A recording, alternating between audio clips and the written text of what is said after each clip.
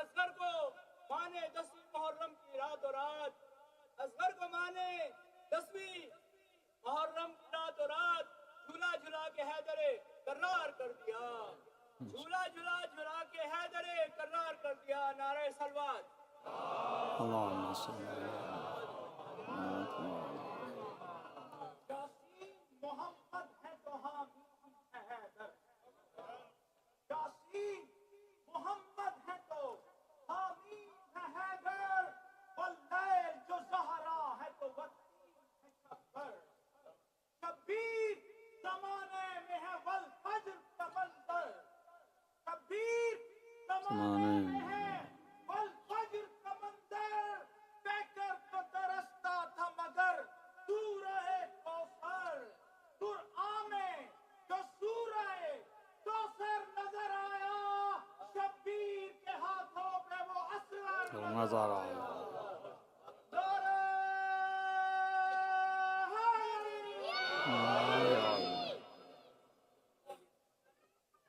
रहम अल्लाहु मन क़रा अल-फ़ातिहा।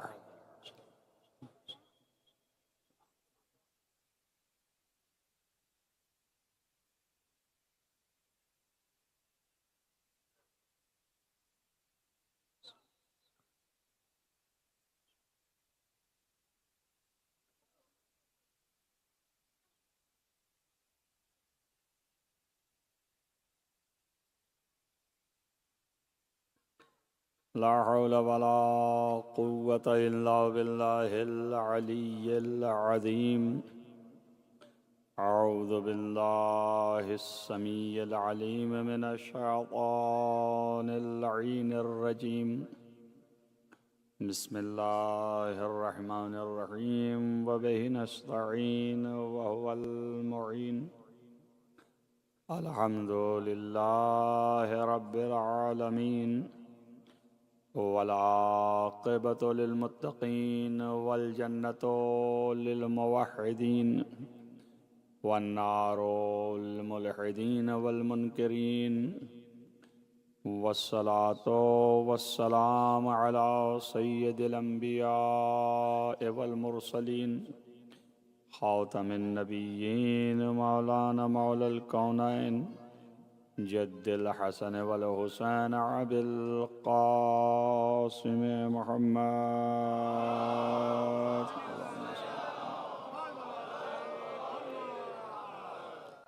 वला सिय्यमा अला इब्न अम्मिही व वज़ीरिही व वसीयही व खलीफतिही मक़लूब कुल्ल ग़ालिब ग़ालिब कुल्ल ग़ालिब मौलाना अली इब्न अबी तालिब।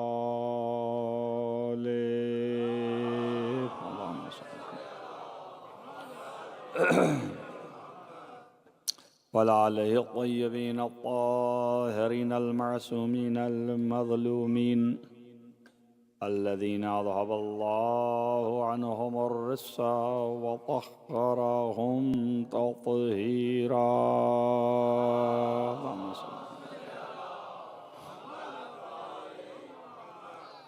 व लअनतुल्लाहि अला अअदाइहिम अजमईन मिन यौमिना हाज़ा इला क़यामि यौमिद्दीन। अम्मा बअदु फ़क़द क़ालल्लाहु सुब्हानहु व तआला फ़ी किताबिहिल हकीम। बिस्मिल्लाहिर रहमानिर रहीम। हुवल्लज़ी अरसला रसूलहु बिल हुदा व दीनिल हक़्क़ लियुज़हिरहु अलद्दीन कुल्लिहि वलौ करिहल मुशरिकून। सल्लल्लाहु अलैहि वसल्लम।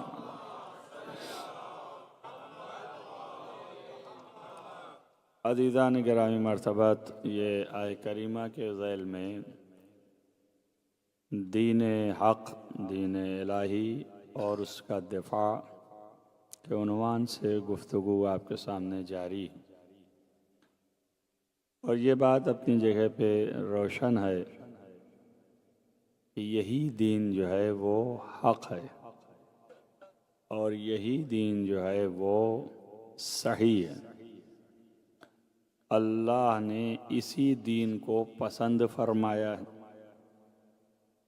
और ये दीन जब नाम लिया जाता है तो चूँकि आखिरी दौर में आखिरी नबी के ऊपर ये कुरान नाजिल हुआ और उनकी वजह से ये नाम आता है, तो लोग ये समझते हैं कि ये दीन सिर्फ उन्हीं से वाबस्ता है, हालांकि ऐसा नहीं है।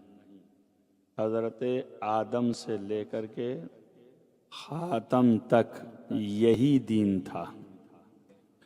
कोई नया दीन नहीं है कि कोई नया दीन हो, नया मज़हब हो या नया उसूल हो, नए क़वाइद हों, ऐसा कुछ नहीं। आप मुमकिन है सवाल करें कि तो फिर नया अगर नहीं है तो फिर दूसरों से पूरा मिलता क्यों नहीं है? इसका मतलब ये है कि नया है। दूसरे दीन और मज़ाहिब दूसरे तरह दिखते हैं, तो जब वही है तो फिर मिलता क्यों नहीं है? तो उसकी वजह यह है कि जो असल दीन था उसको दूसरों ने, कौमों ने मस्ख कर दिया, बदल दिया। तो जो अल्लाह का पैगाम था, जब जब जिस जिस दौर में लोगों ने बदला तो फ़ौरन अल्लाह ने अपनी तरफ से पैगाम्बर भेज के फिर उसकी तजदीद की, फिर नया किया उसको, फिर बताया कि नहीं ये नहीं था, ये है। एक सलावत पढ़े मोहम्मद वाले मोहम्मद।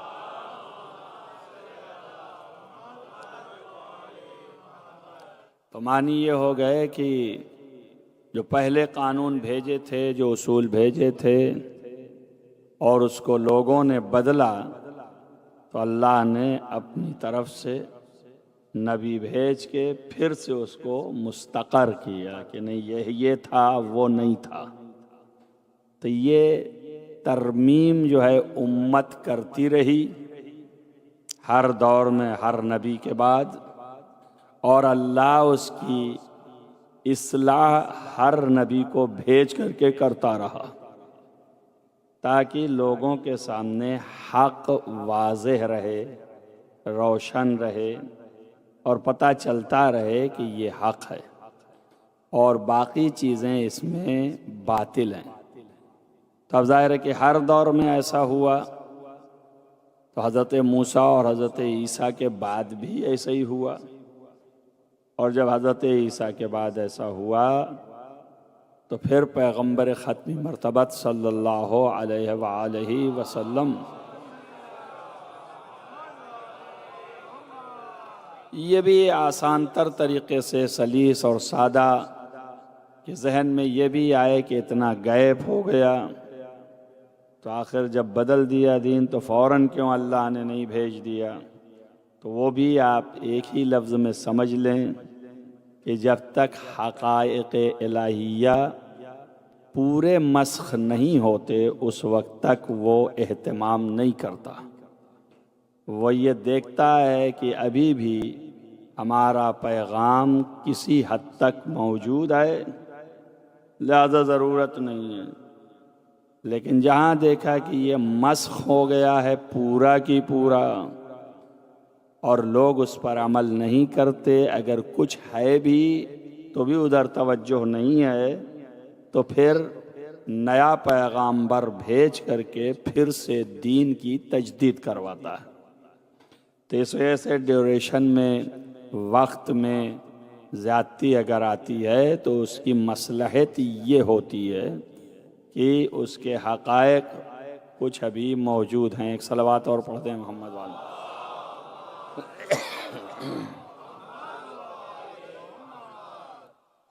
इस दीन को अल्लाह ने रसूलुल्लाह के हाथों भेजा, और चूंकि साबिक़ा ये होता चला आ रहा था कि बदल दे रहे थे लोग और बार बार मुश्किलात पैदा होती थी, अल्लाह के मंशा और उसकी मशीयत के मुताबिक अब नबूवत को ख़ात्मा देना था।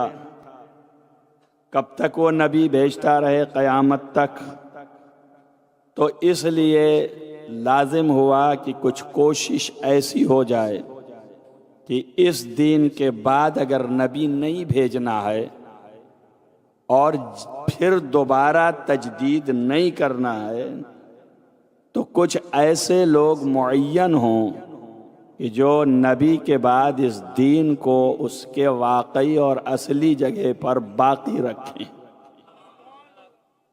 इसके बका के लिए, इस दीन की हिफाजत के लिए ज़रूरत पड़ गई कि ऐसे लोगों को मुंतखब किया जाए ताकि वो बचा सकें। उम्मते मुस्लिमा के अंदर तमाम चीज़ों को कल भी मैंने आपके सामने बताया कि अंबिया का इंतखाब किस तरह होता है। उसी तरीक़े से क़ब्ल इसके कि अभी पैगंबर ख़त्मी मरतबत सल्लल्लाहु अलैहि वसल्लम इस दीन का इजहार करें और इस दीन को वाज़े और रोशन करें कि इसके खतूत किस तरह से मुंदमिल हो गए और कैसे मुंदरिस हो गए और कैसे मिट गए, और अब मैं ये खतूत फिर से ज़ाहिर कर रहा हूँ। इससे पहले कि पैगंबर ये करें, अल्लाह ने अपने इल्म इजमाली में क़यामत तक आने वाले मुस्लिमीन की उम्मत के अफराद को देखा कि इनके दरमियान कौन ज़्यादा अमीन तर रह सकते हैं। उनको अपने इल्म में इंतखाब करके ऐलान नबूवत से पहले नबी के पास भेज दिया ताकि अब नबी ऐलान करें जो चीज़ का तो उसकी बका के लिए वो मौजूद रहे और उसको बचाए। इसलिए ऐलान नबूवत में भी वक्त लगा, वरना आपने देखा कि अभी 500 साल पहले की आदत में यह है कि बच्चा जो अभी पैदा हुआ है उसी वक्त ऐलान नबूवत कर रहा है। हज़रत ईसा गहवारे में रह करके कह रहे हैं, इन्नी अब्दुल्ला आतानी अल किताब वजअलनी नबिया, मैं अल्लाह का बंदा हूँ, किताब लेके आया हूँ उसकी तरफ से और मुझे अल्लाह ने नबी बना के भेजा है। तो ये बात मालूम हो गई कि खिलकत से ही नबूवत रहती है, ऐलान का मरहला है। ये नहीं है कि कुछ दिन गुजरने के बाद नबी बनाया जाता है। तो ये जहन से निकाल दें कि 27 तारीख को रजब की पैगंबर जो ऐलान किए 40 साल के सिन में, तो उस वक़्त नबी हुए। पैगंबर उस वक़्त नबी नहीं हुए। पैगंबरान जो हैं वो खिलकत से पहले नबी होते हैं। हमारे पैगंबर ने तो इतना वाज़ेह किया कि जिसकी जबकि खिलकत है, जब वो पैदा किया गया है तब से वो नबी है। तो उसके लिहाज से उन्होंने कहा कि मैं जब से पैदा हुआ हूँ मैं भी नबी हूँ।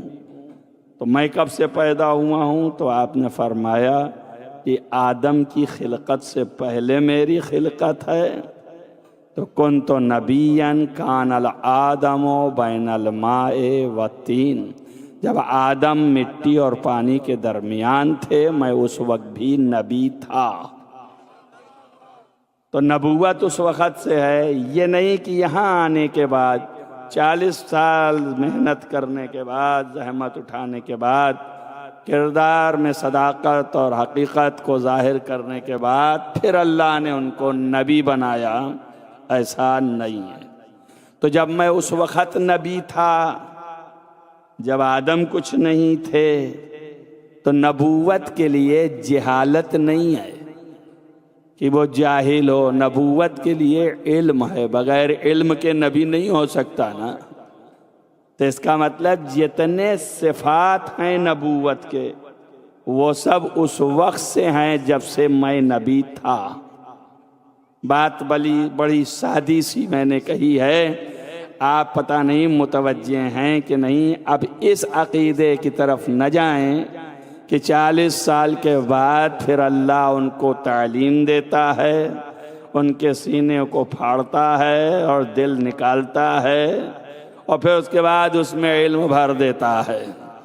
ऐसा नहीं है, जब से नबी है तब से इल्म में अल्लाह लेके आया है और ये भी बता दिया कि मैं कब से नबी हूँ, तो उस वक्त से इल्म खुदा का कम से कम आपको मानना पड़ेगा कि ये नबी हामिल है, इल्म खुदा को रखता है।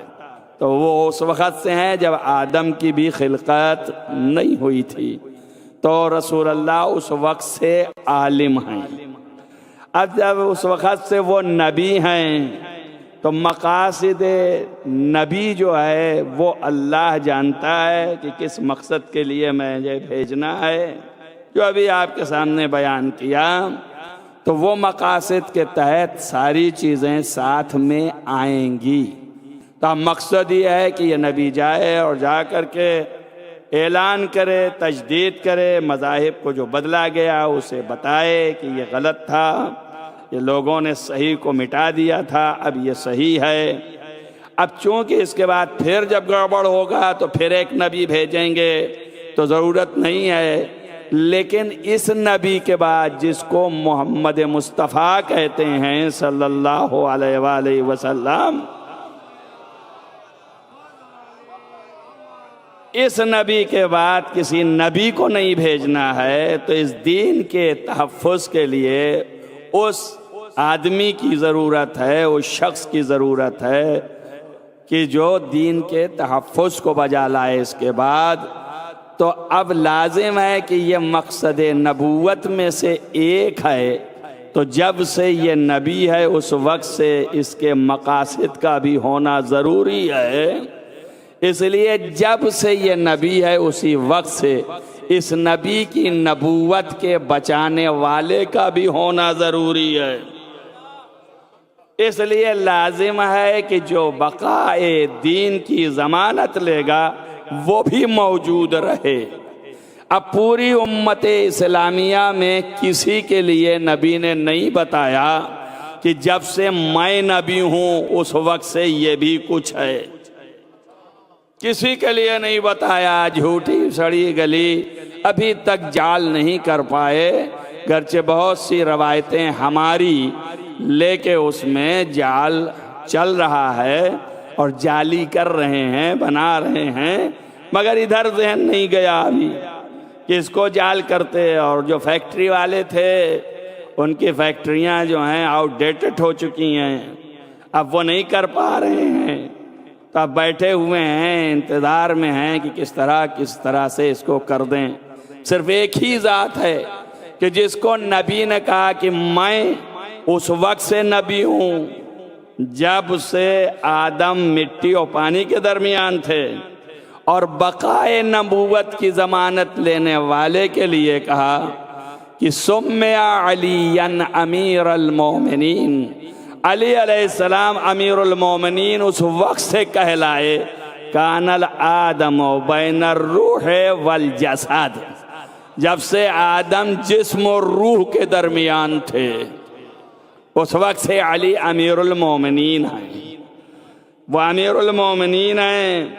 अगर इसको दूसरे आईने में देखें तो दूसरे तरीके से सैर करा दूं आपको।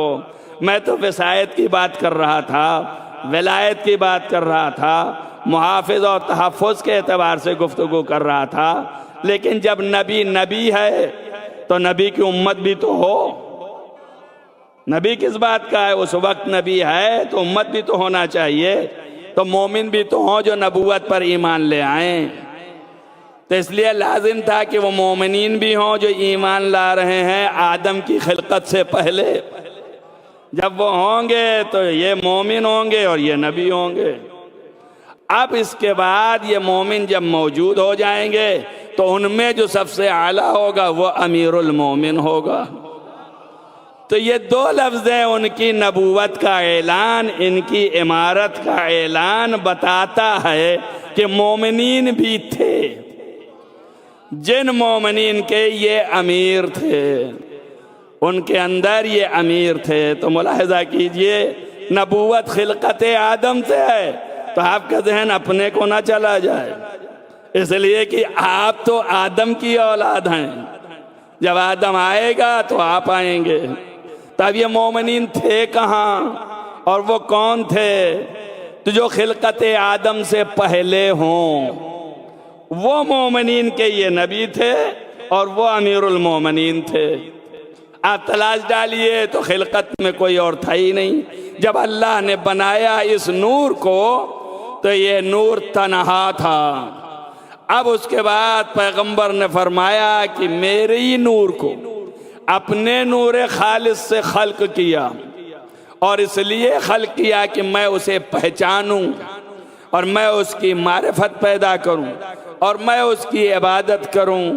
अब ये नूर जब खल्क हुआ और मारिफत पैदा किया और इबादत किया, तो कसरत इबादत को देख के खुदा ने चाहा कि मुझे इसने तो पहचान लिया, मुझे इसने पहचान लिया, मेरी इबादत भी इसने कर दी, जो मेरी चाहत थी वो पूरी हुई।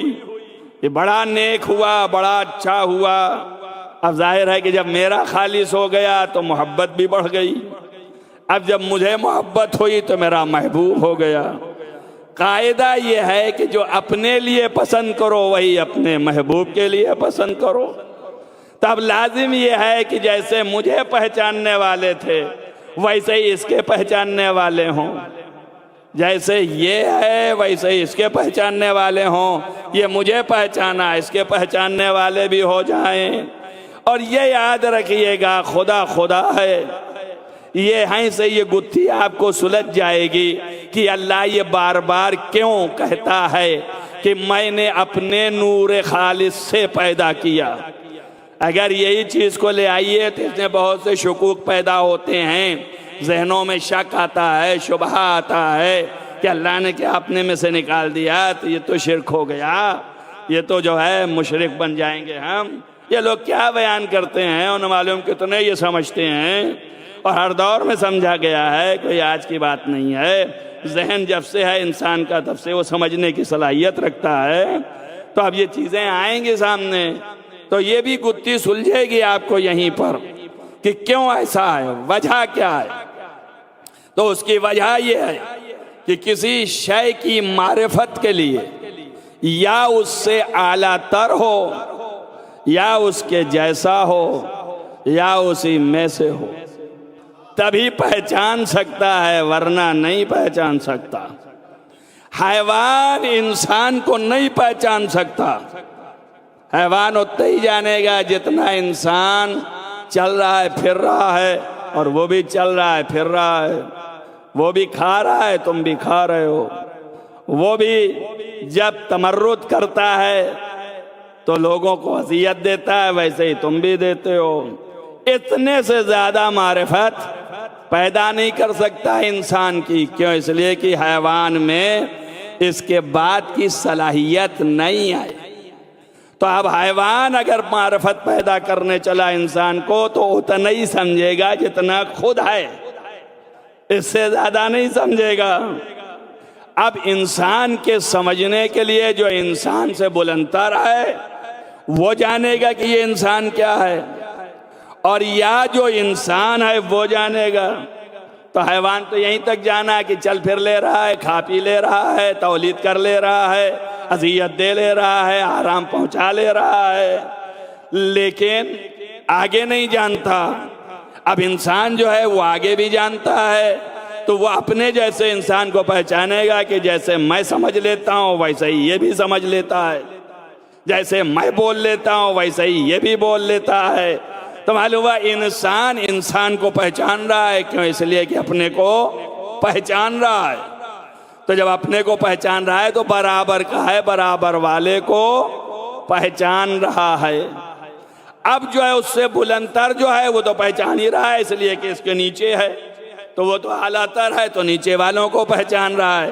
तो अब तो इतना समझ में आया ना, मारिफत के लिए या बराबर का हो और या ज्यादा हो, तभी वो हक के मारिफत अदा कर पाएगा। तो आप जो हैं वो इंसान हैं और वो जो हैं वो नूर मुतलक हैं। तो आप नूर मुतलक तो हैं नहीं, तो आप कैसे पहचानेंगे? हैवान आपको नहीं पहचान पा रहा, इंसान आपको इंसान की हैसियत से पहचान रहा है, लेकिन जो इंसान से माफौक हैं उनको कैसे इंसान पहचानेगा? उतना ही पहचानेगा जितना इंसान को हैवान ने पहचाना है। जैसे हैवान ने कहा मुझ जैसा खाता पीता फिरता चलता फिरता रहता बीवी करता, वैसे ही जो है ये इंसान रसूल को पहचान रहा है। कह रहा है मेरे ही जैसे हैं, मेरे जैसे चलते हैं सोते हैं रहते हैं, शादी किया बीवी के साथ जिंदगी गुजार रहे हैं। तो हमारी मारिफत वैसे ही है जैसे हैवान की मारिफत इंसान के लिए है, वैसे ही हमारी मारिफत नबी के लिए है। बात को बढ़ा ले जाइए, खुदा को भी कोई पहचान नहीं सकता है, वैसे ही आप कहेंगे वहां टूटेगी बात जा करके, तो ज़ाहिर वहां भी पहचानने के लिए चाहिए ना। तो आप गुत्थी समझ में आ रही है आपको कि अल्लाह ने क्यों कहा कि इन्हीं को मैंने खालिस अपने नूर से पैदा किया है, इसलिए कि मेरी हकीकत को यही पहचान सकते हैं, कोई और नहीं पहचान सकता। सलावत पढ़िए मोहम्मद वाले मोहम्मद।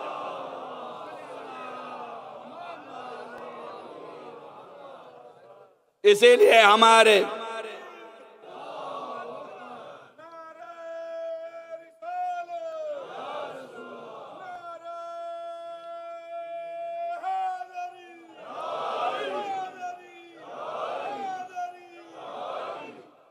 अल्लाह की मारिफत जैसी है वो वही पहचान सकता है जो सिनख से हो।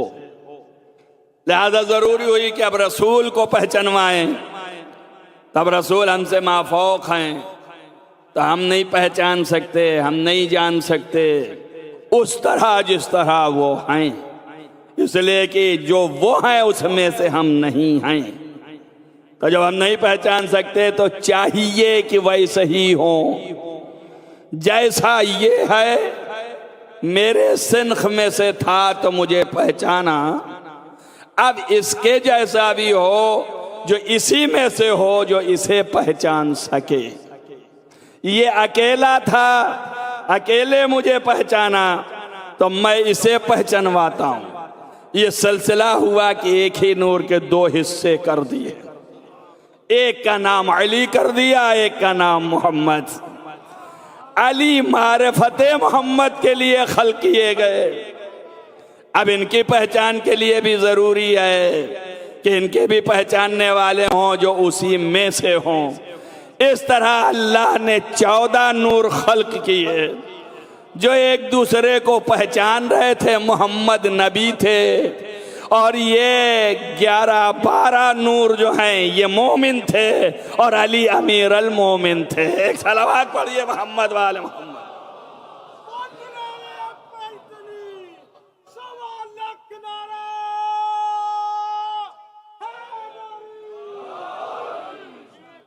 पांचवें इमाम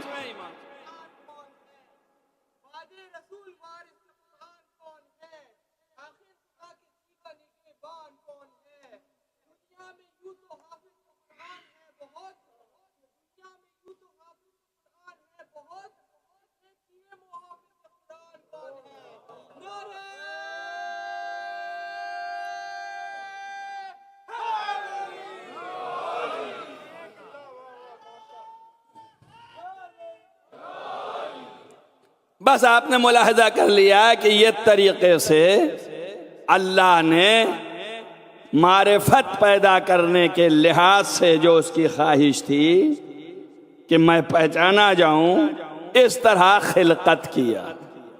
और दीन आखिर में इससे देना है, मुहाफिज ये है। अब मारिफत की बुनियाद पर इंसान जो है इताअत करता है।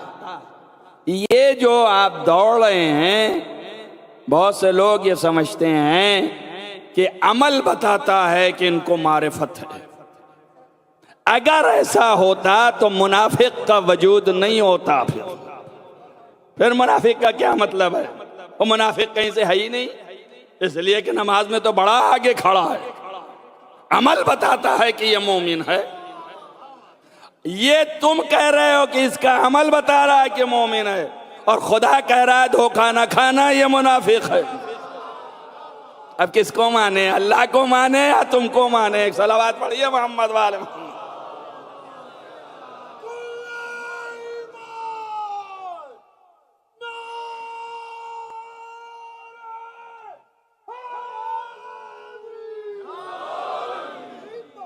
तो नफाक बता रहा है कि मालूल से इल्लत को पाने की कोशिश न करिए, इसलिए कि बाज मालूल दिखावटी होते हैं, जाहिर में उस तरह सनात हो गई, बना देते हैं डुप्लीकेट के नहीं बनाते। तो जैसे डुप्लीकेट सामान बनाते हैं वैसे ही अमल भी डुप्लीकेट है। लिहाजा ये दलील नहीं बन सकती मुकम्मल जब तक कि उसके साथ कुछ मिलाया ना जाए। जब तक मिलाएंगे नहीं बनेगी, इसलिए कि धोखा खाएंगे। और खुद मासूम ने कहा है अगर खालिस मालूल से इल्लत पहचानना चाहते हो, यानी रीजन जानना चाहते हो कि किस बुनियाद पर इसने ये अमल किया है, अगर खालिस, तो उसके लिए इमाम मोहम्मद बाक़िर अलैहिस्सलातु वस्सलाम ने इरशाद फरमाया कि मारफ अल्लाहु मन लमन असा, जिसने भी अल्लाह की नाफरमानी की उसने अल्लाह को नहीं पहचाना। तब ये एक मेयार बना कि अगर नाफरमानी और मासियत सरजद हो तो इसका मतलब यह है कि अल्लाह की मारिफत तक नहीं पहुंचा। ये बिल्कुल महफूज कर लीजिए। बीच में बात आई है तो ये भी कहता चलूं, गुनाह और नाफरमानी परवरदिगार अल्लाह से मुकाबला है, उसकी जात के ऊपर हमला है। जिसको आप ला इलाहा इल्लल्लाह कह रहे हैं उसी की बात को नहीं मान रहे हैं, तो ये ना मानना खुद उसके मुकाबले में खड़े हैं, उसकी इज्जत को दोबारा कर रहे हैं। इसको यूं ही समझिए, समझने के लिए मिसाल दे रहा हूं कि आप मुझसे कहें मैं आपको बहुत मानता हूं, और जब मैं आपके करीब आऊं तो एक थप्पड़ मुझे लगाएं और तमाचा रसीद करें, उसके बाद मैं बहुत मानता हूं। तो ये कौन सा मानना हुआ? अरे मोहब्बत में मार रहे हैं, मोहब्बत की मार है, क्या करें, मजबूर हैं, मार भी दे रहे हैं, उसके बाद मानते भी हैं। आप इस मिसाल से समझ लीजिए यही मुसलमान करता चला आ रहा है। आज भी कह रहा है कि नहीं कह रहा कि मैं रसूलुल्लाह को बहुत मानता हूं, और बाद रसूल की आल के साथ क्या सलूक कर रहा है, ये उसी के मानिंद है जो मिसाल दिया है आपको। तो ये बात इस बात की दलील है कि मारिफत अगर है तो मासियत नहीं होगी। ये कानून इमाम ने बताया। और मासियत जो है गुनाह, जिसे लफ्ज़ गुनाह से आशना है आप, इसलिए नाफरमानी, अल्लाह की नाफरमानी जो है ये बहुत बड़ी चीज होती है, छोटी नहीं होती। इसको छोटी से छोटी भी बड़ी है, छोटा शुमार नहीं करना। कभी यह ना समझना कि ये छोटी है, ये बहुत बड़ी है। यहां तक कि इमाम ने फरमाया, इन्हीं इमाम ने, पांचवें इमाम ने, कि ये इतनी बड़ी है कि यही गुनाह इंसान को ऐसी जगह पर ले जाता है कि जलील करता है, खार करता है, बेइज्जत करता है।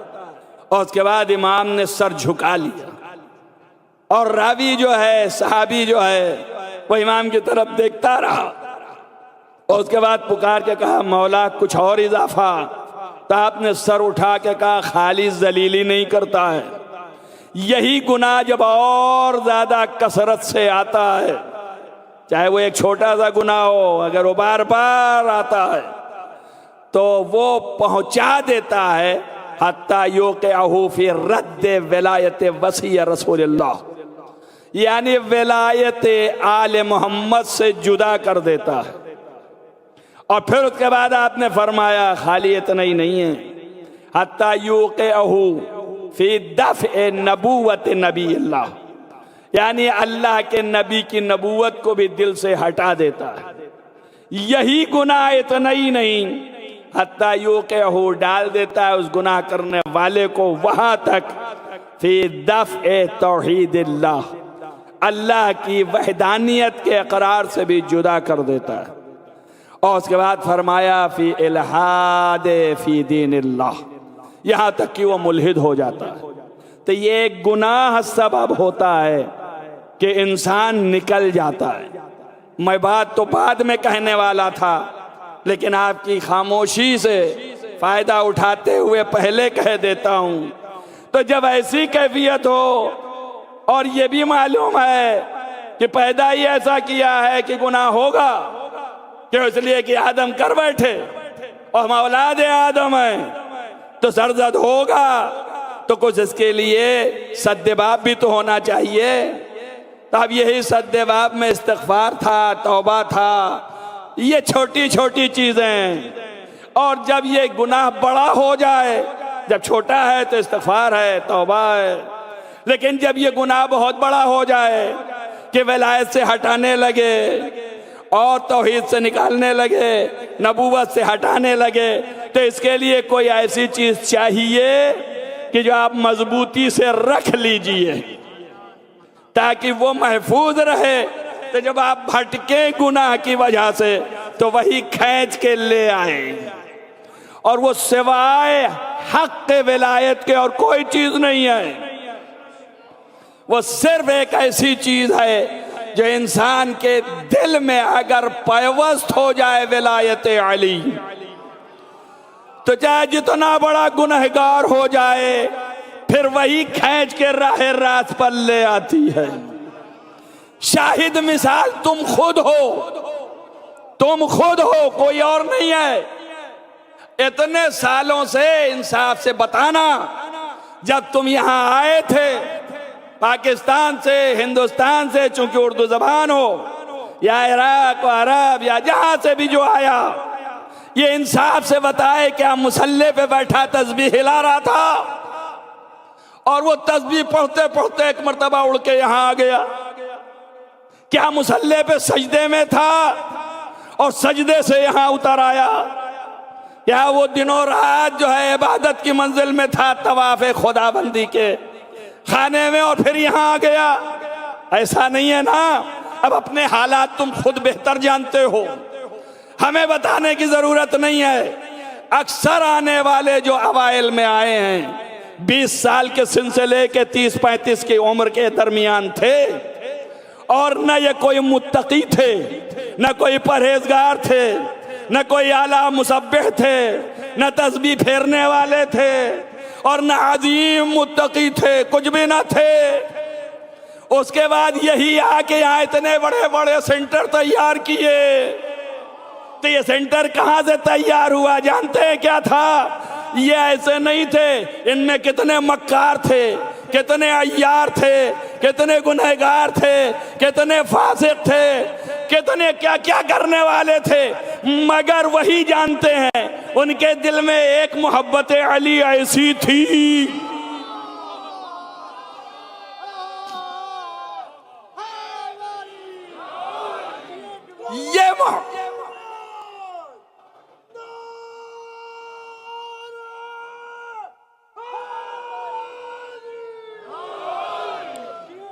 ये मोहब्बत अली खींच के इधर ले आई, और आज आप ही ने बड़े बड़े सेंटर खरीद कायम किए, बुलंद किए, मकाम बनाए।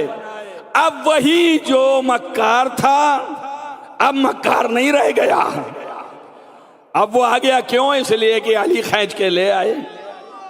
इसीलिए मैं जवाब में उनके कहता हूं बेवकूफों के, जो हमारे बाद स्मार्ट बेवकूफ बनते हैं, वही बेवकूफ हैं लेकिन स्मार्ट बनते हैं।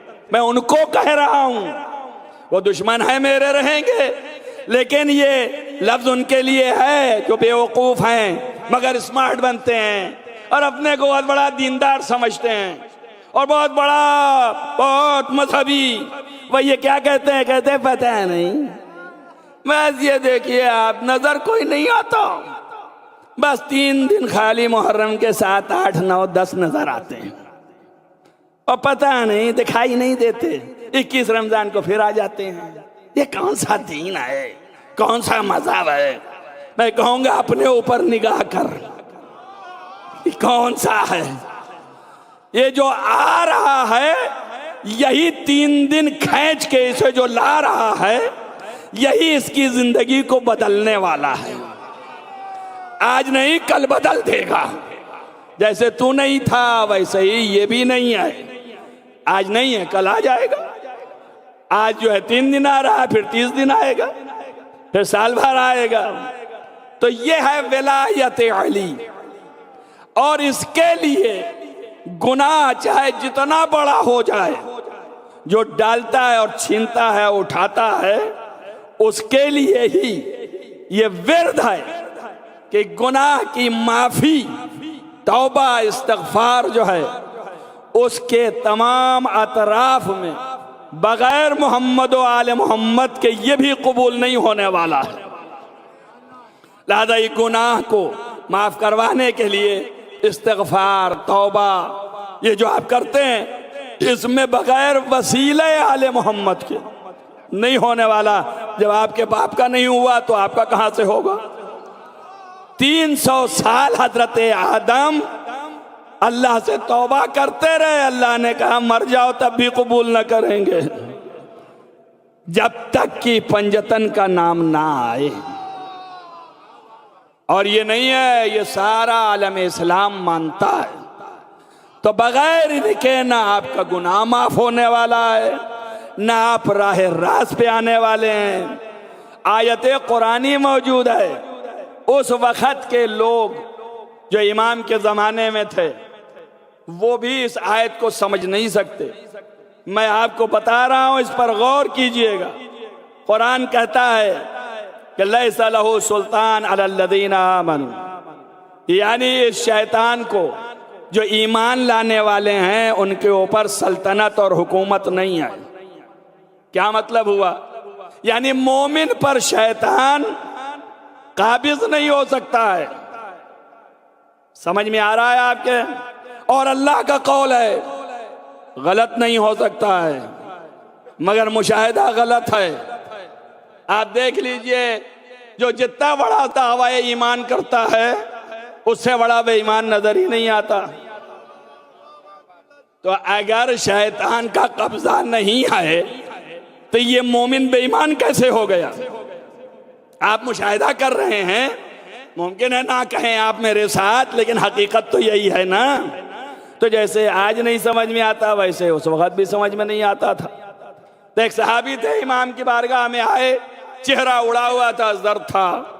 इमाम ने पूछा क्या चीज तुझे परेशान की है? कहा मौला कुछ नहीं, अल्लाह का हुक्म है, ऊपर ईमान ले आना लाजिम है। अगर ईमान न रखूं तो काफिर हो जाऊं। और ईमान के मानी ये है कि यकीन पैदा हो जाए। अब यकीन हो नहीं रहा। इस आयत का मतलब ही नहीं समझ में आ रहा, यकीन नहीं हो पा रहा। दिल तो यही कहता है कि अल्लाह कैसे कह सकता है, इसलिए कि मैं ये देख रहा हूं सारे मुसलमानों को, ये सारे मोमिन है नहीं है। जब मोमिन है और इनके ऊपर शैतान जो है वो कुदरत नहीं पा सकता, कब्जा नहीं कर सकता, तो मौला फिर ये बताइए आपकी विलायत हक है या नहीं है? तो आपने फरमाया बेशक हक है। कहा तो फिर इतनी कसरत में मुसलमान ने आपकी विलायत का इनकार कैसे कर दिया? बताइए आप किस तरह कर दिया? अगर शैतान काबिज नहीं है, शैतान ही ने वर्गलाया, तभी तो ये हक से फिरे। तो हजरत ने फरमाया बेशक। कहा तो अब ये तो निकल गए, तो इसका मतलब ये है कि शैतान मोमिनों पे कब्जा करता है। अब अगर आप आके ये कहिए कि नहीं मोमिन से मुराद वो हैं जो मेरी विलायत वाले हैं, तो ये तो निकल गए। लेकिन आपकी विलायत वालों की बात करूं तो एक से एक बेईमान नजर आता है। मैं इसी कूफे में और इसी मदीने में देख रहा हूं, मेरी आंखें, जब मेरी आंखें देख रही हैं तो आप तो देख ही रहे हैं। लिहाजा इसमें मुझे शक नहीं है कि आप मेरी तस्दीक जरूर करेंगे। तो हजरत ने फरमाया बेशक उसने कहा जब आपकी विलायत रखे है तो खयानत क्यों करता है?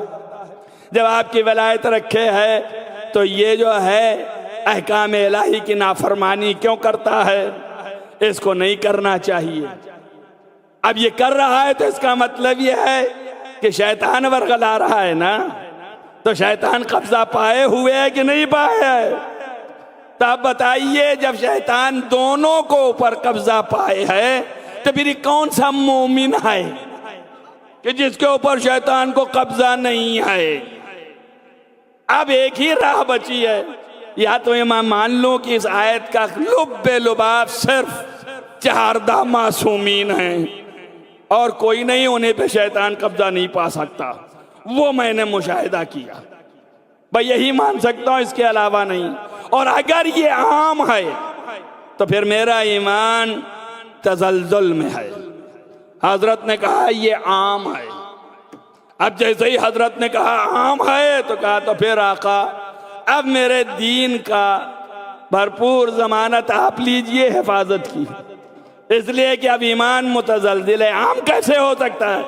तो हजरत ने कहा यहाँ पर मानी अल्लाह का ये नहीं है कि आम मोमिन जो ला इलाहा इल्लल्लाह मुहम्मदुन रसूलुल्लाह कहता है वो जो है उसके ऊपर शैतान काबिज नहीं है। अल्लाह का मानी है कि ईमान हकीकी विलायतुना, हमारी विलायत ईमान हकीकी है। तो जिस मोमिन के दिल में हमारी विलायत जड़ पकड़ ले जाएगी, उस विलायत को ये शैतान काबिज नहीं हो सकता कि छीन ले।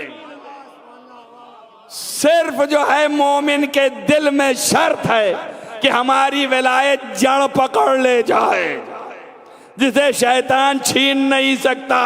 अब जब शैतान छीनेगा नहीं, ये विलायत रहेगी दिल में, तो जो बेअमली है उसको बेअमली से निकाल के विलायत अमल में ले आएगी। एक सलावत पढ़िए मोहम्मद वाले मोहम्मद।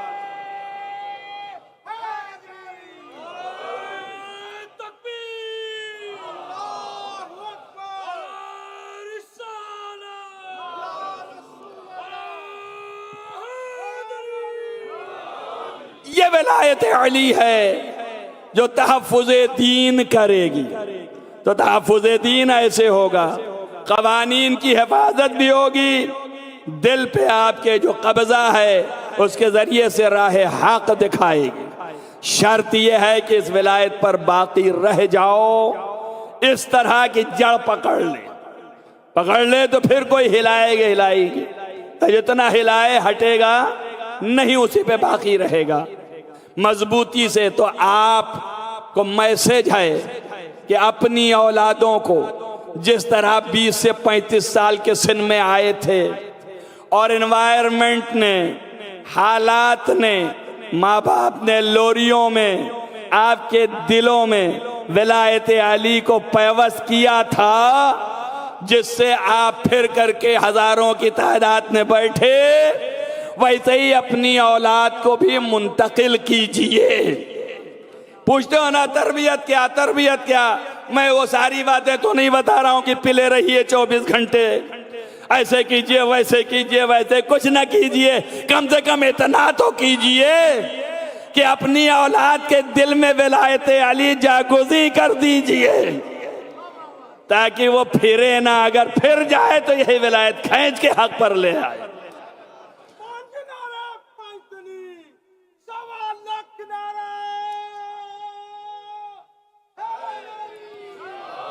विलायत, मोहब्बत अहले बैत, इसके साथ कि ये हमसे आला हैं, अरफा हैं, अजल हैं, वसी रसूल हैं, मालिक दीन हैं, ये अकीदे के साथ।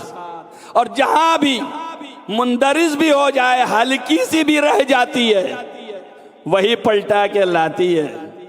शाहिद आपके लिए यही शबे आशूर है, जिनके पास थोड़ी सी भी रही वही पलट के आए, और जहां भी असर पड़ा उनका, वो देख लीजिए आप, आपके लिए मिसाल में हुर मौजूद है। एक लफ्ज जो है उसने, सिर्फ एक लफ्ज कि जब इमाम हुसैन ने उसको पलट के ये कहा ले जा हमें फरस पे हाथ डालने पर कि तेरी माँ तेरे मातम में बैठे, तो उतना विलायत और मोहब्बत और एहतराम बाकी था दिल में, तो पलट के एक ही लफ्ज कहा कि मैं आपको नहीं कह सकता, इसलिए कि आपकी माँ सैयदतुन निसाइल आलमीन है। ये एक जर्रा मोहब्बत हुर के तकदीर को बदल रही है। तो आपको इसी से अंदाजा हो जाए अपने ऊपर भी, तारीख के मुशाहिदे से भी, कि यही वो हक है कि अगर दिल में बसा ले तो आप हक की तरफ आ सकते हैं। एक सलावत पढ़ दें मोहम्मद वाले मोहम्मद।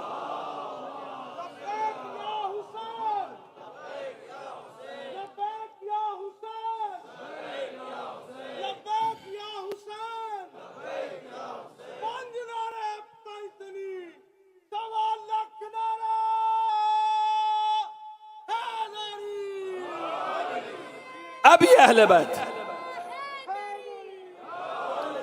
अब ये अहले बैत, इनकी अजमतें इतनी आला की गुफ्तगू यहां तक पहुंची कि मारिफत के लिए खुदा ने खल किया अपनी, और जब अल्लाह की मारिफत इन्होंने की तो इनके लिए भी उन्हीं जैसा बनाया कि वैसे ही रहे ताकि मारिफत बराबर की हो। इसलिए एक नूर के दो हिस्से किए। इनके मकाम आला और अरफा हैं, बुलंद हैं, अपने जैसे नहीं हैं, और जो अपने जैसा समझ रहा है उसकी मारिफत हैवान की मारिफत है, इंसान की नहीं है, बहुत गिरा और पस्त है, इससे आगे नहीं बढ़ पा रहा है। तो वो अल्लाह से दुआ करे कि उसे मारिफत मिले, और वह हकीकत जो असल है अगर वहां तक नहीं पहुंच सकते तो कुछ तो उसमें का हिस्सा मिले कि जो हमारे दिल पर रोशन हो सके। हमारा मकसद ये जमा होने में सबसे बड़ा यही है कि मारिफत पैदा करना, पहचानना, जानना, वो पहचान मिले हमें, वो अजमत उनकी हम तक पहुंचे जो अजमत है। बड़ी वाली अजमत जो है उसको तो जब हम यही नहीं जान रहे हैं तो बड़ी वाली कैसे समझ पाएंगे, और जब समझ ना पाएंगे तो कैसे कबूल करेंगे। इसी मतलब को इमाम ने फरमाया है कि लौ उज़िना लना अन नुअल्लिमन्नासा मकामन इंदल्लाह, अगर हमें ये इजाजत दे दी जाए कि हम अल्लाह के नजदीक हमारे मकाम क्या हैं और उनको हम तालीम करें और बयान करें लोगों से, और बयान करके बताएं कि हमारी अज़मत क्या है अल्लाह के नजदीक, लमा तहमलू, यानी ये लोग जो है एहतमाल हमल नहीं कर सकते, यानी बर्दाश्त नहीं कर सकते। तो जो हमारा मकाम है, जो हमारी अज़मत है, जो हमारी बुलंदी है, जो हमारे फजाइल हैं, जो हमारे कराइम हैं, अगर उसे हम आम लोगों में बयान करें तो ये उसे हमल नहीं कर पाएंगे, तहम्मुल नहीं कर पाएंगे, बर्दाश्त नहीं कर पाएंगे।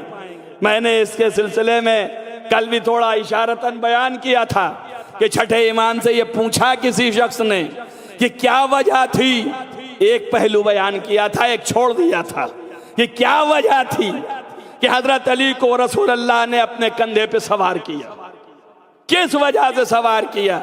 ये वजह तो समझ में आती है कि बुत तोड़ने के लिए, लेकिन खुद ही सवार हो जाते और तोड़ देते। यानी साहिल ये समझ रहा है कि अली बर्दाश्त कर सकते हैं वजन पैगंबर का, तो क्यों फिर ऐसा किया कि इनको सवार किया और इनसे तोड़वाया, खुद उन पे सवार होकर नहीं तोड़ा। तो इमाम ने मुस्कुरा के कहा ले रिफ़अते मकाम इमामत, इमामत के मकाम की बुलंदी के लिए ऐसा किया रसूलुल्लाह।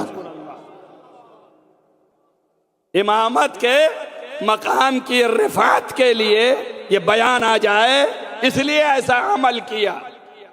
क्या थोड़ा और वजाहत फरमाइए। क्या ले रिफ़अते विलायत अली इब्न अबी तालिब, न तन्हा मकाम इमामत बल्कि मकाम विलायत अली की बुलंदी को बताने के लिए ऐसा किया। उसने कहा क्या और वजाहत कर सकते हैं? तो आपने फरमाया रिफाते मकाम अली इब्न अबी तालिब, अली इब्न अबी तालिब के मकाम की बुलंदी के लिए किया। तवज्जो हुई या नहीं हुई? उसके बाद कहा थोड़ा और वजाहत करें। कहा अब वजाहत नहीं कर सकता, इसलिए कि इसके आगे जो बोलूंगा उसे तू बर्दाश्त नहीं कर पाएगा। इसके आगे तुझ में सलाहियत नहीं है कि बर्दाश्त कर पा।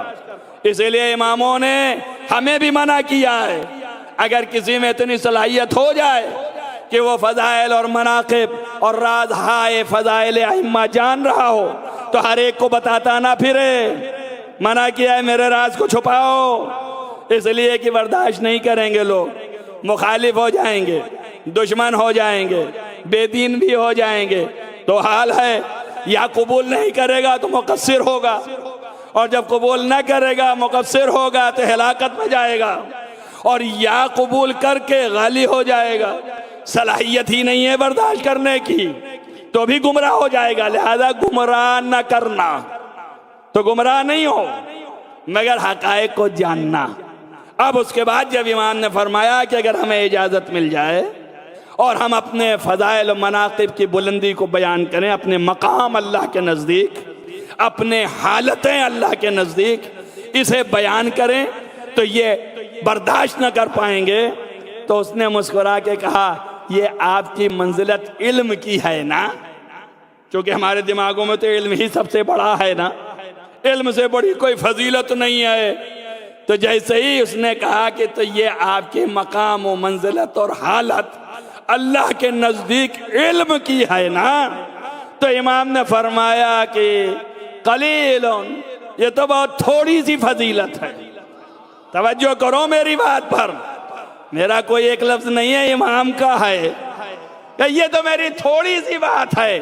तो घबरा के चेहरा उधर मुख किया, कहा फिर इससे बड़ी क्या होगी? कहा वाह हक तेरा नाश हो जाए, वल्लाह खुदा की कसम, नहनो वक़रुन लिरादतिल्लाह, हम अल्लाह के इरादे के घोंसला हैं।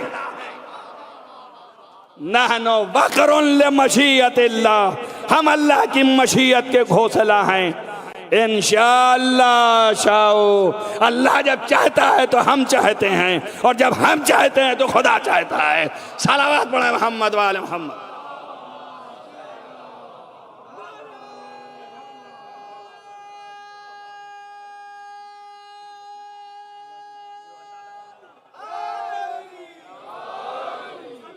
मुर्तज़ा का हम जिसे दीवान कहते हैं, सनाए मुर्तज़ा का हम जिसे दीवान कहते हैं, जो अहले मार्फत है वो उसे कुरान कहते हैं, जो अहले मार्फत है वो उसे कुरान कहते हैं। और अली की मनक़बत जिसको ज़बानी याद होती है, अली की मनक़बत जिसको ज़बानी याद होती है, या हम तो उसी को हाफिज़ कुरान कहते हैं। नारा हैदरी। अब थोड़ा वक्त मुझे दे दीजिए और बात को ख़त्म कर दूं मैं, नहीं बहुत ज़्यादा वक्त हो गया, माजरत चाहता हूँ, टाइम हो गया। लेकिन आपने अंदाज़ा लगा लिया कि आले मोहम्मद के मकाम और उनकी बुलंदी, उनकी हालत, उनकी आज़मत बहुत बुलंद है अल्लाह के नज़दीक। इसी बुलंदी और रिफ़अत के लिए पैगंबर ने अपने ऊपर बुलंद किया कि मेरे कलाम नहीं है, इमाम के हैं, और गढ़ी रवायत नहीं है, मुस्तनद तरीन रावियों से है, जो बहुत बड़े शिया थे। खाली शिया ही नहीं थे, शियों के इमाम थे। कोई इमाम मुहद्दिस है, मुहद्दिसीन का इमाम है, कोई इमाम रजाल है, रजालीन के इमाम है, उनका फरमान है। ये वो बयान कर रहे हैं। मेरे पास अब वक्त नहीं कि जो हदीस दूसरी पढ़ी गई उसकी तशरीह की जाए, मगर ये समझ लीजिए कि इनकी बुलंदी इतनी कि इसीलिए हमने बुलंद किया। मकाम अली इब्न अबी तालिब ये है। अब आप समझिए, ये तनहा न समझिए कि अली ही का मकाम है। यहाँ जितने हैं 14 की 14, इन सब का एक ही मकाम है। जिस तरह अली कंधे पे सवार है, वैसे ही हसन हुसैन भी हैं, नीचे नहीं है। इमाम हुसैन की ज़ात को पहचानना आसान नहीं है, और इसीलिए जब हजरत ने अपनी आगोश में लिए हुए थे उस वक्त कि जब खुतबा दे रहे थे और तोड़ के गए ले आए, तो जब कोई मोतरिज ने पूछा तो आपने जवाब में कहा कि अगर इसी को पहचान ले तो सारा दीन है, इसके अलावा कुछ भी नहीं है। हादा हुसैनुन, यही हुसैन पहचान, यही दीन है। तो जैसे अली दीन है वैसे ही हुसैन दीन है। तो यही दो चीज आपके पास है, अली के फजाइल और हुसैन की याद, यही दोनों खींच के आपको हक की तरफ लाती हैं। और रिफत और मंजिलत अगर ऐसे नहीं जाहिर हो रही कि नबी कंधे पे बैठा ले हैं, नबी गोद में लिए हैं, खुतबा कह रहे हैं मिंबर पर गोद में लिए हैं, नबी जो है प्यार कर रहे हैं, अगर ये भी नहीं समझ में आ रहा तो अल्लाह ने आखिरी वक्त जो सबसे बड़ी जगह हो सकती है वहां पर भी इनको सवार करा के बताया कि इनकी अजमत का अंदाजा लगाओ। सबसे बड़ी जगह वो है कि नबी ने खुद फरमाया है कि इंसान सबसे आला मकाम पर उस वक्त होता है अल्लाह से नजदीक जब वो सजदे में होता है। आप सोचिए आपका सजदा है जो साहिबे मेराज लौलाक है, उसका सजदा कैसा होगा। उस सजदे की हालत में हुसैन को बिठाल के बता रहा है कि मंज़िलत हुसैन क्या है, अजमत हुसैन क्या है। अब चूंकि ये एक फितरी अमल है तो मुमकिन है इंसान ये भी सोचने पे मजबूर हो जाए ये तो बच्चा है, कर दिया, इसमें कौन सी अजमत, कौन सा मकाम, बस मैं इसको समझूं। अगर ये दर्क कर ले गया तो मजलिस मेरी तमाम। अगर आप ये समझ ले गए कि भाई तो बच्चा है, फितरी है, बैठ गया, तो इसमें कौन सा, आप क्या इसमें बयान करना चाहते हैं।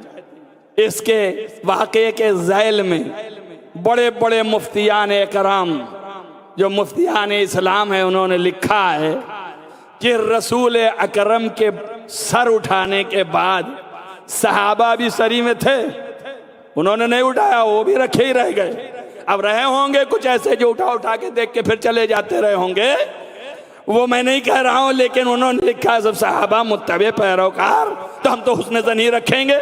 सब जो है वो सजदे में जब सर उठा के और नबी ने पूछा कि तुम सोच क्या रहे थे जब हम तूल दे रहे थे, तो उनका हम ये सोचे कि या रसूलल्लाह आप पर वही नाजिल हो रही है इसलिए आप सजदे को तूल दे रहे हैं।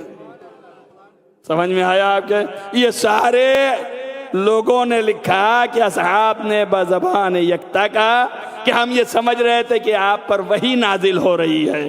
तो एक बात तो वाज़े हो गई ना कि हुसैन का वजन वही से कम नहीं है। एक सलावत पढ़िए मोहम्मद वाले मोहम्मद।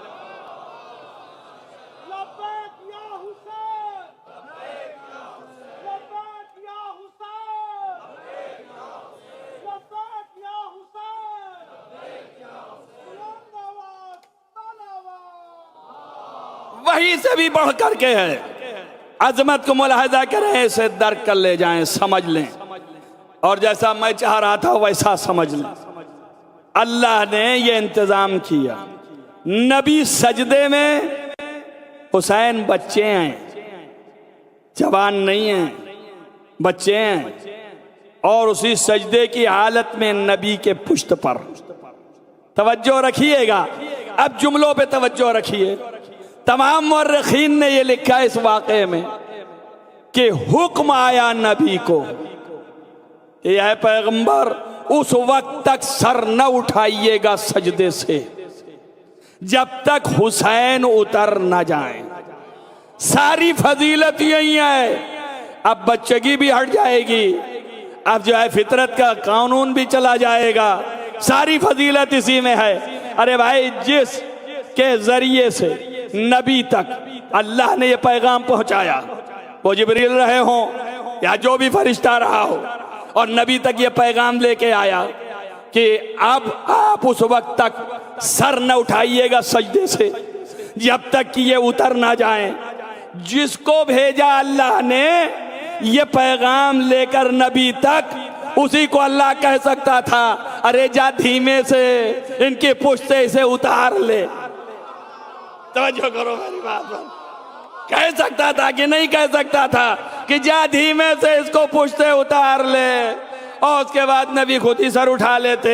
लेकिन नबी को क्यों कहा कि उस वक्त तक सजदे में रहना जब तक कि हुसैन उतर ना जाए। अच्छा, ये तो एक बात थी जो छोटी थी मेरे लिए, इससे बड़ी भी अल्लाह जो इल्हाम करता है तो वो क्यों नहीं हुसैन के दिल में इल्हाम डाला कि तू उतर जा। तवज्जो करिए आप, या इसी जिब्रील को रसूल के पास भेजने की जरूरत नहीं थी, यही जिब्रील जाता और कहता उतर आओ, तो वो नहीं किया। इल्हाम भी नहीं डाला कि तुम उतर आओ। कहा क्या, इल्हाम न डाला कि उतर आओ? क्यों नहीं डाला आप समझिए, हमारे तो समझ में नहीं आ रहा। और उसके बाद इनको पैगाम दिया गया कि उस वक्त तक सर न उठाना जब तक ये उतर ना जाए। कुछ समझ में आया आपके? मैंने इसीलिए मुकद्दमे में कहा वल्लाहि नहनु वक़रुन ले मशीयतिल्लाह, अल्लाह की मशीयत के घोंसला हम हैं। तवज्जो करो, ये दूसरे फिक्रे का ये तशरीह है। अल्लाह कह सकता था उतर जा, और उतरवा सकता था, लेकिन न उतरवा के न ये कह के, बल्कि ये कह दिया कि जब तक उतर ना जाए उस वक्त तक सजदे से सर न उठाना। अल्लाह ने भी अपनी मर्जी हुसैन के हवाले कर दी। अब ये अपने मर्जी से जब उतरेगा तभी तुम सर उठाओगे। हो गया, समझ में आया? ये पुष्ट पर बाप के बैठ के अल्लाह की मर्जी को ले लिए। अरे अल्लाह, पहचानो ये फजीलत बाप बेटे की। बेटा कैसा, बाप कैसा। बाप बिस्तर पे सो के मर्जी खरीद लिया, और बेटा पुष्ट नबी पे बैठ के मशीयते परवरदिगार ले।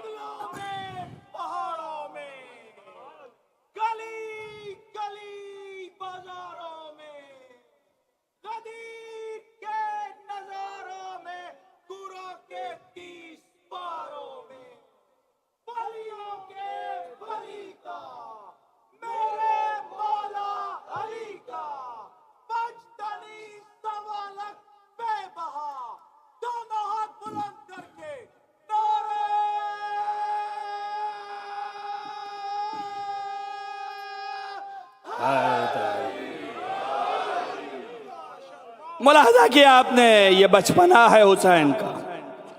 बचपने में मर्दी परवरदिगार के हामिल, ये बचपना है। और जब बैठ गए तो नबी का सजदा तूल पकड़ गया। अब मैं एक सवाल और करता हूँ, और ये सवाल उनके जवाब में है। जो लोग पूछते हैं कि फिर अली ने अंगूठी कैसे दे दी, और जब अंगूठी दी तो सवाल तो सुना होगा ना, और जब सवाल सुना और अंगूठी दी तो तवज्जो हट गई ना, और जब तवज्जो हट गई तो नमाजी कहाँ रही? तो इसका भी जवाब यहीं पे है। अब ये नबी का सजदा सजदा रहा कि न रहा, यहाँ तो आवाज की बात ही नहीं है, यहाँ तो पुष्ट पर बैठ गए, वजन भी महसूस कर रहे हैं। तो वजन जब महसूस कर रहे हैं तो ये जान रहे हैं कि कोई बैठ गया है, और ये भी जान रहे हैं नबी की किसी उम्मती की हिम्मत नहीं है कि जो मेरे उस पर पुष्ट पे बैठे सिवाय मेरे बेटे के। तो हुसैन का तसव्वुर तो नबी को आ गया। अरे मैं क्या कह रहा हूं सुनो, जो ये कहते हैं अल्लाह के अलावा किसी को नमाज में याद न करो, नबी ने हुसैन को याद करके बताया जुज़े नमाज है। सलावत पढ़ो मोहम्मद।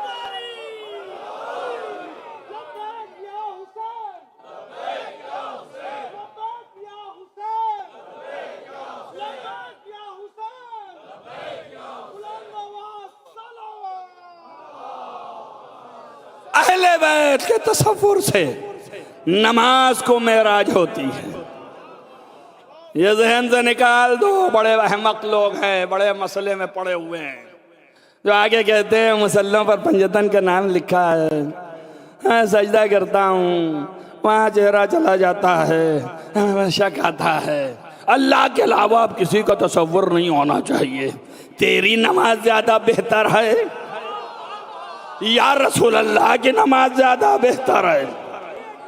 तवज्जो रखना, रसूल जो है उसके सजदे को तूल हो जाता है, यानी हुसैन की जात इतनी बुलंद है कि अगर तसव्वुर में आ जाए तो इबादत इलाहिया में इजाफा हो जाता है। तवज्जो किया ना? तुम्हारे नहीं, नबी के सैयदुल मुरसलीन की इबादत में इजाफा होता है, तो तुम क्या बेचते हो? तुम्हारी नमाज की कोई हैसियत नहीं है, उसकी नमाज की हैसियत है जिससे खुदा सैरियाब है। वो यही देखना चाह रहा है। आप देखिए अज़मत हुसैन क्या है।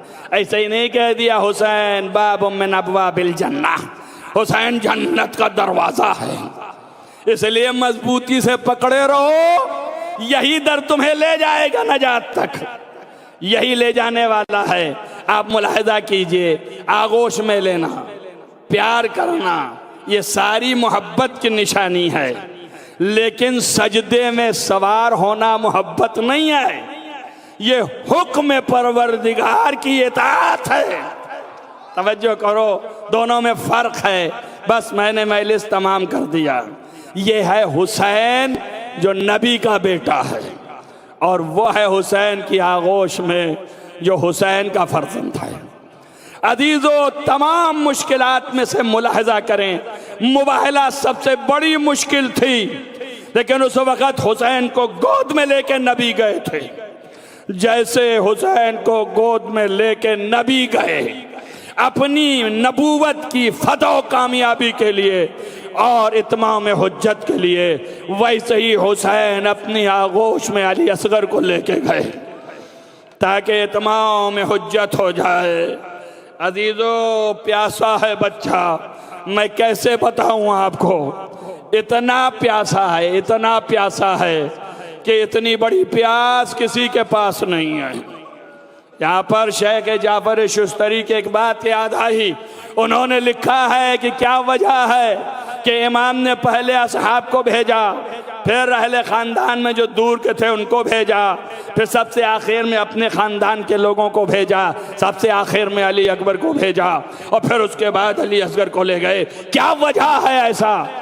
जबकि होना ये चाहिए कि अपने पहले ख़त्म हों, उसके बाद दूसरे जाएं, तरतीब वार पलट जानी चाहिए थी, लेकिन पहले असहाब हैं, तो उसके बाद जवाब देते हैं, और उनका दावा है इल्हामी है। जवाब ये देते हैं कि उसकी वजह यही समझ में आती है कि हुसैन इमाम हैं, और इमाम अपनी इमामत के इल्म से जान रहा है कि किसके अंदर कितनी सलाहियत है कि वो प्यास को बर्दाश्त कर सकता है। यही वजह है कि अभी आने वाले हुर को पहले इजाजत दे दी, अभी हबीब को इजाजत नहीं मिली है, अभी दूसरों को इजाजत नहीं दी गई, आने वाले हुर को पहले इजाजत दी गई, इसलिए कि निगाहे इमामत देख रही है। अदीदो पुरसा दे लो, शब आशूर है, अभी आप सुन के गए हैं, हदीसें हैं इमाम से, ये पूरी रात इबादत की है। अगर वक्त ज़्यादा कम हो तो उसको ख्याल न करना, बस गौर करो और मुलाहिजा करो। अदीदो, लिखा ये है उन्होंने कि जनाब उसकी वजह यह है कि इमाम अपनी इमामत की निगाह से देख रहा है कौन कितना प्यास को बर्दाश्त कर रहा है। तो इसका मतलब यह है कि जिसकी आखिरी शहादत है उससे ज्यादा प्यास को बर्दाश्त करने की सलाहियत फिर किसी को नहीं है। इमाम हुसैन से पहले हजरत अली असगर है। अजीजों, कितनी बड़ी शहादत, कितना छोटा बच्चा, और उसके बाद कितनी बड़ी प्यास। प्यास को भी सुन लीजिए, रवायात ये कहती हैं कि हजरत अली असगर की माँ रबाब सलामुल्लाह अलैहा, उनका दूध 4 मुहर्रम को खुश्क हो गया। मकातिल लिखते हैं वजह क्या है? वजह यह है कि दुश्मनों की फौजें जब आती थीं तो घोड़ों की टापों से जमीन जो है हिल जाती थी, जिससे दहशत तारी होती थी। उसकी वजह से माँ का दूध खुश्क हो गया। 4 मुहर्रम से दूध नहीं मिल रहा अली असगर को, दूध बढ़ाई हो गई। और 7 मुहर्रम से खैमे में पानी नहीं है, एक कतरा पानी हल्क में नहीं जा रहा है। अजीजों सोचो, इसके बारे में एक फिक्रा और आपको कह दूं, शायद यही वजह है अमीरुल मोमिनीन ने मना किया था जंगे सिफ़ीन में, जब उनकी फौज जो है घेरे में लिए थे माविया के, तो आपने पुकार के कहा था कि ऐ फौज वालों, उन खैमों के करीब न जाना जहां औरतें हैं, जहां बच्चे हैं, उनसे दूर रहना, इसलिए कि बच्चे और औरतें डरने ना पाएं, दहलने ना पाएं। अजीजों, ये है हजरत अली का पोता जो 4 मुहर्रम से दूध खुश्क हो गया, 7 मुहर्रम से पानी बंद हो गया, ये बच्चा प्यासा है। अजीजों, अब्बास गए थे पानी लेने, मगर वापस पानी ना आया, पानी एक कतरा भी खैमे में न था। 3 दिन का भूखा, 7 दिन का भूखा, 4 मुहर्रम से लगाए तो, और 3 दिन का प्यासा ये बच्चा अली असगर, जिसके इत्माम हुज्जत के लिए हुसैन लेके गए। बस मैं कम से कम कर रहा हूँ, इस मुसीबत में मुसीबत उज़मा है। इमाम रोते जाते थे। अजीजों, यहाँ पे 2-3 फिक्रे हैं जो आपके गिरिया के लिए बस हैं। इमाम जब लेके गए तो लोगों ने, जालिमों ने देखा कि ये ले क्या आ रहे हैं। अली असगर दिखाई नहीं दे रहे थे, छोटा बच्चा था, गोश में था, मगर आपने रिदा अपनी ऊपर डाल ली थी, और जब रिदा के अंदर आ गए तो दिखाई न दिया। तो लोगों ने सोचा इत्माम हुज्जत के लिए कुरान ला रहे हैं और ये कुरान का वसीला देंगे, शहादत देंगे। लेकिन जब हुसैन करीब आए तो लोगों ने पूछा, हुसैन क्या लाए हो? तो आपने अपने अबा का दामन हटा करके बच्चे को सामने दिखाया, और उसके बाद क्या किया, अहले जफा, अगर मैं तुम्हारे लिए गुनहगार समझ में आता हूँ तो इस बच्चे ने क्या गुनाह किया, एक कतरा पानी पिला दो। हुसैन भला पानी मांगेंगे? मेरा नीज मरहूम ने फरमाया था ना, ऐ महाज अल्लाह, हुसैन और सवाले आप, ऐ महाज अल्लाह, ये इत्माम हुज्जत कर रहे हैं कि दुनिया जान जाए बच्चा प्यासा है, खैमे में पानी नहीं है, तो हुसैन पिएंगे या बच्चे को पिलाएंगे? अगर होता तो बच्चे को पिलाते, हुसैन भी प्यासे हैं। अपनी प्यास का ऐलान हजरत अली असगर के जरिए कर रहे हैं। उसके बाद फरमाया, अगर हो सके तो एक कतरा पानी दे दो। मगर पानी न मिला तो आपने बच्चे को जमीन पर लिटा दिया, रेत पे, और आवाज दिया, अगर तुम्हें यह खतरा है कि मैं इसके जरिए से कुछ फायदा उठा लूंगा तो मैंने खुद अलग कर दिया है, अब इसे पानी पिला दो।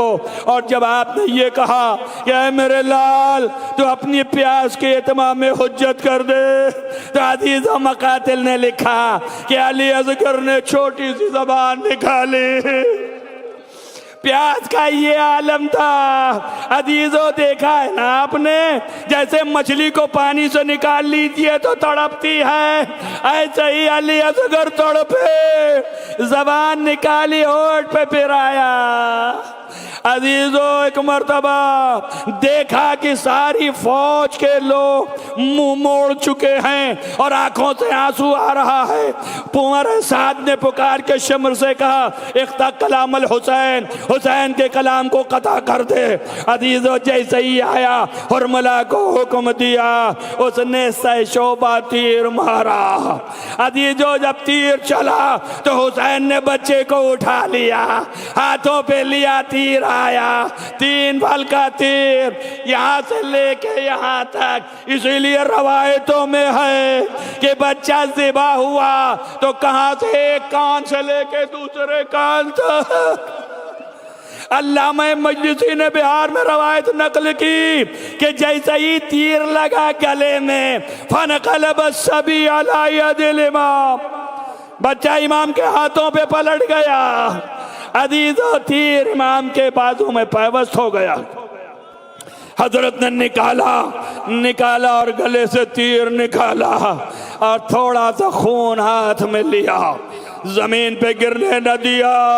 हुसैन ने ये खून को लेके ऊपर दिखाया और चाहा कि अर्श पे फेंक दे। आवाज आई, हुसैन क़यामत तक एक कतरा पानी ना आएगा। चाहा जमीन की तरफ फेंके, निदाई हुसैन एक दाना रोया न होगा। हुसैन ने यूं देखा, अपने चेहरे पे मला, आवाज दिया, या रसूल अल्लाह हश्र में ऐसे ही मिलूंगा। अजीजो ज़हन खोल के सुनो, अगर खून नजिस होता, इमाम का मासूम का नजिस नहीं होता, हुसैन ने चेहरे पे लगाते। अजीजों लगा लिया और लगा करके आप बच्चे को आगोश में ले करके आए। ये आप अमल कल करेंगे।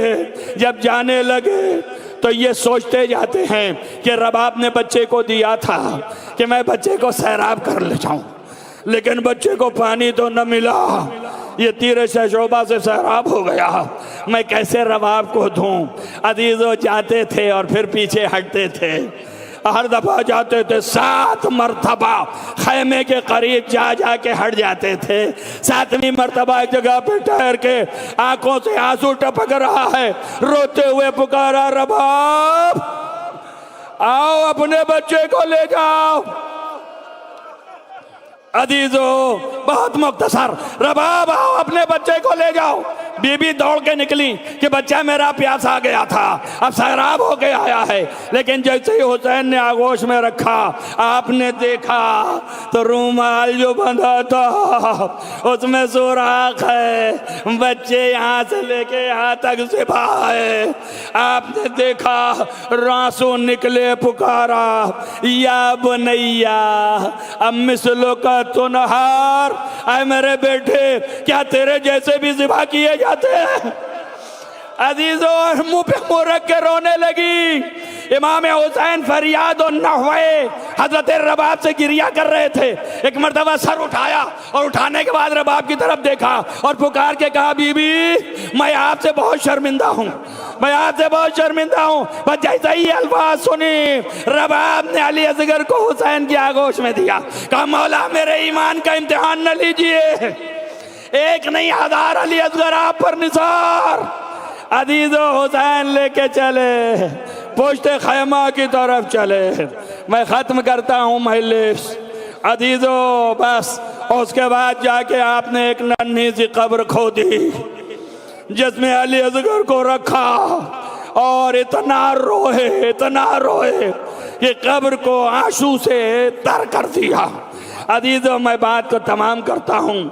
अल्लामा सिद्दे हसन साहब क़िबला अल्लाह मकाम हो, ये पढ़ते हैं और वो कहते हैं कि मैं अपने इमाम से पूछूंगा कि आप इमाम वक्त हैं, आपको सब इल्म है, आप तो सब जानते हैं कि ये बच्चा शहीद कर दिया जाएगा और फौज अशकिया तीर मारेगी, तो ए मेरे मौला, ए मेरे आका, आप इसे क्यों लेके गए? उसके बाद बिला फासला कहते हैं कि शायद इसकी वजह ये रही हो कि एक बच्चा जो छोटा होता है वो 2 तरह से पलता है, या झूले में रखा जाता है और या माँ की आगोश में होता है। तो शायद ये वजह थी कि इमाम ने अली असगर को लेके मक्तल में चले गए, इसलिए कि हुसैन के बाद खैमा लूट लिया जाएगा, झूला न होगा और रबाब के हाथों में रसन बंध जाएगी। किस आगोश में बीबी लेंगी हुसैन को? अरे रबाब, एक बच्चा करबला में, एक बेटी कैद खाने में। रबाब का इम्तिहान था। हुसैन ने मैयत रखी और जमीन से कहा, ऐ अर्ज़े करबला, ये तुझे अमानत है, इसकी इबादत फरमाना। अजीज़ो रोज़े याज़दहों अमानत न रही, शिम्र ने नेज़े से बच्चे की मैयत निकाली। अरे असरे आशूर का हंगाम फिरा, अली असगर के गले पे फिर से खंजर फिरा। 6 महीने का बच्चा, मातम हुसैन या हुसैन।